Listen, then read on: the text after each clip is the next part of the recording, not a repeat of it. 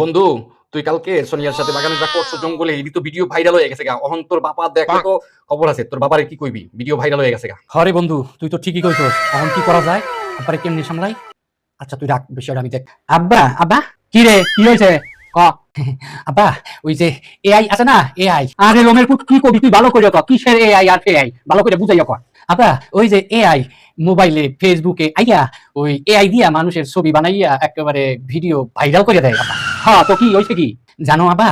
ওই এআই কি করে মানুষের ছবি নিয়া ওই ভিডিও বানাইয়া একেবারে ভাইরাল করে দেয়। ওপরে মান সম্মান থাকে না, একেবারে সত্যি কোনটা এআই আর কোনটা এআই না, এটা কিন্তু আব্বা বোঝা যায় না। হ্যাঁ বাবা, ঠিকই কইছো, আমি জানি। তুমি জানো বাবা?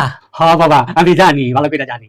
আচ্ছা আব্বা, তুমি যদি কালকে দেখো মোবাইলে আমার আর সোনিয়ার একটা ভিডিও ওরে লইয়া ভাইরাল হয়ে গেছে, আব্বা তুমি কিন্তু তাহলে বিশ্বাস করবা না, তাহলে মনে করবা ওইটা এআই দিয়ে বানাইয়া ছাড়ছে, বুঝছো? এ ভাইরাল হয়ে গেছে। रुको जरा।